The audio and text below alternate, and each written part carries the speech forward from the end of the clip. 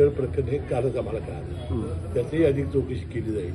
तो कुठं राहिला होता, का राहिला होता, कुणाच्यात राहिला होता, मग ही माहिती असती तर पोलीस का गप बसते ही माहिती घेऊ आपण. कशा पद्धतीने सगळी आता नुकसान जे पंचनामे केलेले आहेत, नुकसानभरपाई केली आहे, त्याला जास्तीत जास्त नुकसान देण्याचा प्रयत्न प्रशासन करेल. मदतीच्या छावण्या देखील उभा करा असं इंडिया गेटची मागणी त्या ठिकाणी. नाही ठीक आहे ना, आम्ही करू की त्याला जे जे काय आवश्यक असेल ती 40 कुटुंब आहेत त्यांना बाबा त्यांचं जे नुकसान झालं असेल त्याला भरपाई करण्याचे पंचनामे करून शासनाकडे प्रश्न आणले आहेत. जास्तीत मदत त्यांना देऊ. माझ्या पुरोगामित्वावर प्रश्न उपस्थित करताय, मात्र विशाळगडावर यासीन भटकळ राहिला होता हे तुम्हाला दिसत नाही का?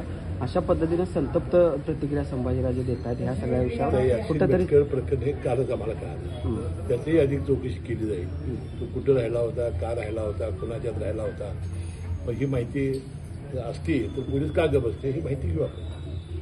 आता सतेज पाटील यांच्यावर देखील विरोधकांकडून आरोप होतोय की त्यांनी काही एक महिन्याभरापूर्वी वक्तव्य केलं होतं की कोल्हापूरमध्ये दंगली घडवण्याचे प्रकार येत्या काळामध्ये होतील. त्यामुळे सतेज पाटलांची देखील चौकशीची एकंदरीत सर्वांची चौकशी झाल्याची गरज आहे.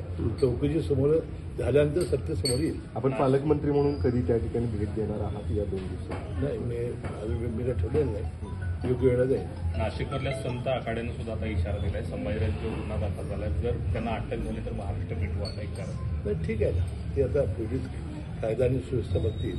पण आता माझं मत आहे की याला वातावरण कसं शांत राहील हे बघण्याची आवश्यकता. संभाजीराजेंच्यावरती गुन्हा दाखल करण्यासंदर्भात काय पोलीस आपल्याशी बोललेत की माझी त्यांची काही चर्चा नाही. हे सगळं इंडिया आघाडी त्या ठिकाणी गेल्यानंतर हे राजकारण करतायत अशा पद्धतीच्या देखील टीका व्हायला सुरुवात झालेली. आपल्याला तसं वाटते का? कारण उद्या सद्भावना रॅलीचं देखील आयोजन इंडिया आघाडीकडून करण्यात आलं. ठीक आहे, मग प्रत्येक पक्ष आपापली भूमिका वठवतात. त्याबद्दल वातावरण शांत राहणं हे आवश्यक आहे. शाहू महाराजांच्या भूमीमध्ये अशा घटना घडू नयेत अशाची कोण प्रयत्न करत असेल त्याचं स्वागत आहे. काय नागरिकांना काय आव्हान असेल आता सगळ्यात एकूणच संस्थांना एकूणच सगळ्या याच्यावरती यांनी म्हटलं तसं काय आव्हान काय असेल आता? आता आपल्याला माहिती आहे की या 2 घटना घडल्या. थोडी मागे घडली होती आताही.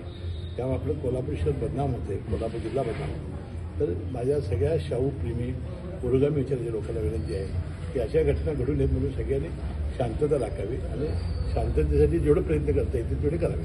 सगळ्यामध्ये पोलीस अधीक्षक अपेक्षा करतायत का? कारण वर्षभर ते आल्यानंतर वर्षभरामध्ये दुसऱ्यांदा अशा प्रकारचा गंभीर प्रकार घडलेला आहे ज्याची कल्पना आधीच असताना त्यांनी योग्य ती काळजी घेतली आहे. ठीक आहे, त्यांच्या बदलीची देखील मागणी केली. ठीक आहे. कालही माझ्याकडे काही पत्रकारांनी विचारलं होतं. शासन योग्य तो निर्णय घेईल. तर लाडकी बहीण योजनेनंतर आता सरकारनं विद्यार्थ्यांसाठी देखील एक योजना आणली आहे ज्यामध्ये 12वी डिप्लोमा आणि पदवीधरांसाठी देखील आता दरमहा पैसे दिले जाणार आहे. काय त्याच्या कौशल्य विकासासाठी आपण योजना आणलेली आहे. 12वी पास, पदविका आणि पदवीधर यासाठी 6, 8 आणि 10 हजार रुपये महिन्याला देणारी एक स्टायपेंड देणारी योजना आणलेली आहे. आणि मला वाटते तरुण मुलांच्या जे बेरोजगार आहेत त्यांना एक अतिशय चांगली ही व्यवस्था शासनानं केलेली आहे. नवाब मलिक यांना महायुतीमध्ये घेण्यामध्ये जो घोळ सुरू आहे त्यानंतर आता नवाब मलिक अपक्ष निवडणूक लढवण्याच्या मध्ये तयारीच्या मध्ये चर्चा तशा पद्धतीने त्याची काय माहिती माझ्याकडे आज आहे. अजित पवार गटातले काही नेते जे आहेत ते आज शरद पवार यांच्या गटामध्ये प्रवेश करणार आहेत. नेते का आमदार? नेते नाव सांगा ना. तुम्ही सांगा. तुमच्याकडे काय माहिती आलेली माझ्याकडे काय आहे? माहिती नाही. काही नेते जाणार आहेत अशा पद्धतीची मला माहिती द्या म्हणजे मी माहिती सांगेन तुम्हाला जाणार आहे की नाही. कोल्हापूर जिल्ह्यातल्या 2 नेत्यांची नावं आहेत. असं नावं तर सांगा ना. पिंपरी चिंचवडमध्ये 4 पदाधिकारी आहेत आणि कोल्हापूरमधील देखील काही बघा, विधानसभेच्या निवडणुका आल्या की हे अशा घटना घडतात.